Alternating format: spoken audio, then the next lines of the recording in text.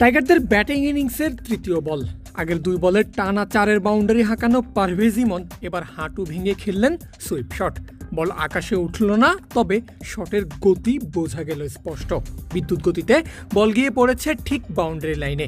TV umpire কয়েকবার replay দেখে নিশ্চিত করলেন ছক্কা হাঁকিয়েছেন ইমন। নিখুঁত পাওয়ার হিটিংয়ের ফসল এই ছক্কা।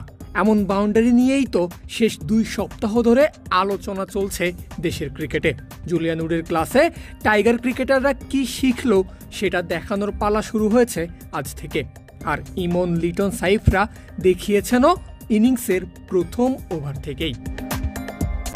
137 রানের টার্গেটের ম্যাচ বাংলাদেশ জিতেছে মাত্র 13.5 ওভারে। 4 জন ব্যাটার ব্যাট করেছেন, যাদের মধ্যে 3 জনের স্ট্রাইক রেটই 160-এর উপরে। লিটন দাস আর সাইফ হাসান তো তাণ্ডব চালিয়েছেন 185-র বেশি স্ট্রাইক রেটে। লক্ষণীয় বিষয় হলো, এমন দৃশ্য তো আর প্রতিদিন দেখা যায় না বাংলাদেশের ক্রিকেটে। তার চেয়েও লক্ষণীয় বিষয় হলো, টাইগারদের ইনিংসে এসেছে মোট 6টা ছক্কা।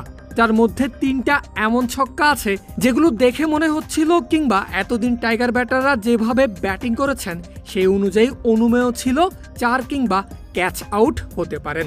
তবে সেটা হয়নি, বরং হয়েছে ছক্কার বাউন্ডারি।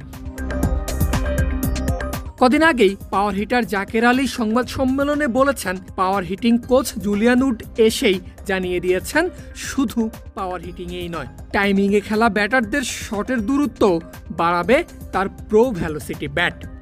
এটা প্রথমে এসেই বলছে, আমি বলছি এটা যে যারা টাইমার তাদেরকে কিভাবে আরও 4-5 মিটার ইমপ্রুভ করা যায়। টাইমারদের কিন্তু সে পাওয়ার হিটার হতে বলে নাই, টাইমাররা টাইমারই থাকবে। তো তারা টাইমিং করে তারা কিভাবে তাদের শটসটাকে আরেকটু। উডের কথার প্রমাণ দেখা গেল প্রথম ম্যাচেই। ইমনের সেই ছক্কা, কিংবা ফ্লিক করে মারা লিটনের দৃষ্টিনন্দন এই ছক্কাটা, অথবা রিভার্স সুইপে সীমানার কাছে গিয়ে পড়া ছক্কাটা মারার পর লিটনের মুখের এই তৃপ্তির হাসি বলে দেয় সবকিছু। শুধু ছক্কার ক্ষেত্রেই নয়, লিটনের পারফেক্ট টাইমিংয়ে একাধিক বলও দেখা গেছে সীমানার কাছাকাছি গিয়ে পড়তে, যেখানেও খালি চোখেই স্পষ্ট বোঝা যায় উডের প্রো ভেলোসিটি ব্যাটের ইফেক্ট দেখা যাচ্ছে টাইগারদের কবজিতে, যার ফলেই ক্যাচের বল বাউন্ডারি হচ্ছে, বাউন্ডারির বল হচ্ছে ওভার বাউন্ডারি।